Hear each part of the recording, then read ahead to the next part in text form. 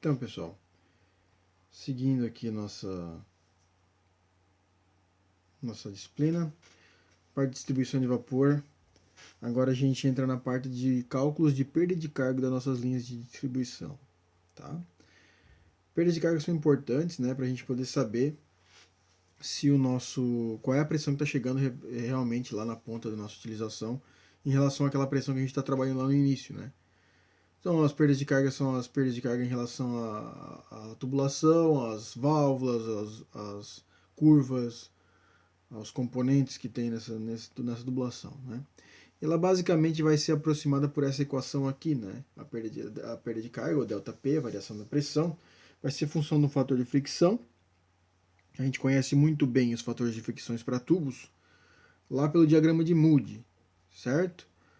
Também, comprimento equivalente total do nossa tubulação. O que a gente vai fazer? A gente vai converter toda a tubulação que a gente tem e todos os componentes em uma linha reta de tubulação de mesmo valor de diâmetro. A massa específica média do vapor, uma vez que o vapor vai estar mudando as condições, né? A massa específica média. A velocidade que o vapor está se deslocando, isso é função do projeto, que a gente já aprendeu a fazer. Do diâmetro interno do tubo, que a gente aprendeu a calcular também. Né? E a perda de carga vai se dar, então, em newtons por metro quadrado, que é o nosso famoso Pascal. O fator de fricção ele depende da rugosidade da parede e do número de Reynolds. Tá? São duas funções que estão ligadas aí ao nosso fator de fricção. O fator de fricção, a função da rugosidade da parede, quanto mais lisa for essa parede, menor a fricção que vai se impor ao nosso fluido, então menor o nosso fator de fricção. E o número de Reynolds também ele vai ser função da velocidade do ρ, né? É ρVd sobre μ. Então vai ser função da velocidade do fluido, da densidade do fluido e da viscosidade do fluido que está desenvolvendo velocidade por dentro de uma tubulação. Então, quando a gente não tem todos os dados que a gente tinha visto anteriormente aqui, que é a equação mais fundamental para o ΔP, a gente pode aproximar com certa precisão por essas equações aqui que são mais simples, né? 0,02 vezes o comprimento equivalente da tubulação dividido pelo diâmetro interno, ainda multiplicando ρV quadrado sobre 2, onde ρ é a densidade do fluido, do nosso vapor, no nosso caso, vezes a velocidade do nosso vapor ao quadrado sobre 2, né? Certo? Ou ainda, isso em Pascal, né? Ou ainda em quilograma por centímetro quadrado, que vai ser 0,02 vezes 10 a menos 5, só convertendo ali a nossa equação. Certo? Aproximadamente é isso. Valores locais de comprimento equivalente, ou seja, equipamentos, válvulas, curvas, seções diferentes de tubulações retas, elas vão se traduzir em resistências diferentes, né, de uma tubulação em linha reta. Então a gente vai encontrar uma tabela que a gente vai converter depois cada um desses componentes que a gente tem na nossa tubulação para uma quantidade de metros equivalentes de tubulação naquela tubulação de distribuição de vapor. O comprimento equivalente total é a soma dos comprimentos equivalentes locais e da distância da tubulação em metros. Então está aqui para mim encontrar o nosso F, a gente já tinha feito em outra aula como que se usa isso, né?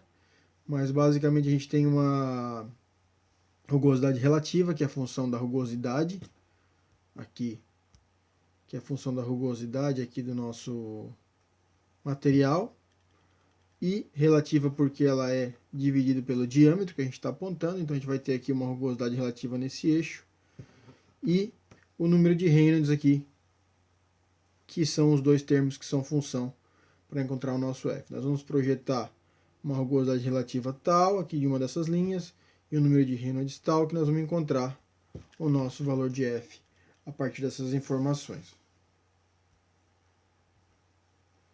A perda de carga localizada são essas tabelas que a gente conversou ali. Então, para cada tipo de equipamento, de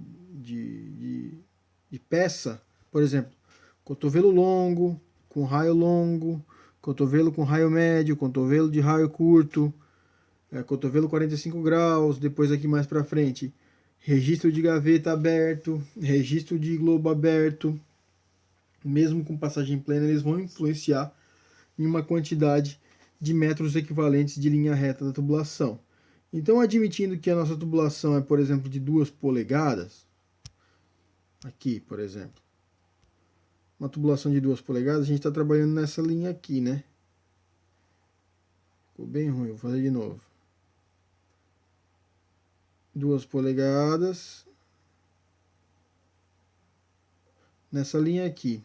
E vamos dizer que ela tenha alguns cotovelos de raio médio, que é esse cara aqui. Então, cada cotovelo de raio médio, eu vou incrementar na minha tubulação 1,4 metros de tubulação de 2 polegadas, lisa, em linha reta. Ele ainda tem algumas válvulas, sei lá, válvula de globo. A válvula globo aberta está aqui, então uma válvula de globo aberta vai inserir 17,4 metros de tubulação em linha reta na minha conta lá para o meu L, meu comprimento total. E assim eu vou somando. Aqui, ó, T com passagem direta, T com saída para o lado, T com saída bilateral. E aqui tem só alguns exemplos, né, de equipamentos. A gente sabe que existem muitos equipamentos aí para a gente fazer essa interpretação. E depois a gente pode voltar lá na nossa equação, somar todos os nossos comprimentos equivalentes de linha reta e mais todos os nossos comprimentos locais e fazer o nosso comprimento equivalente total para poder descobrir o nosso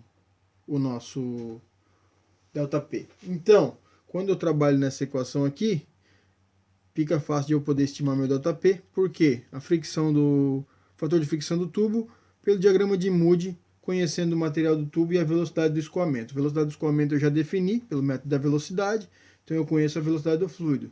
Se eu conheço a velocidade e as características do fluido é sempre vapor, né? Vapor em tal temperatura e pressão, eu consigo pegar lá a densidade e a viscosidade dele, calculo o meu número de Reynolds, então eu consigo estimar o meu fator de fricção no diagrama de Moody. Depois eu venho lá, somo todos os comprimentos equivalentes, encontro o meu L, já defini também meu diâmetro interno, antes ali, velocidade está definida desde o começo, fica tranquilo de eu conseguir calcular a minha perda de carga nessa tubulação de distribuição de vapor. Certo?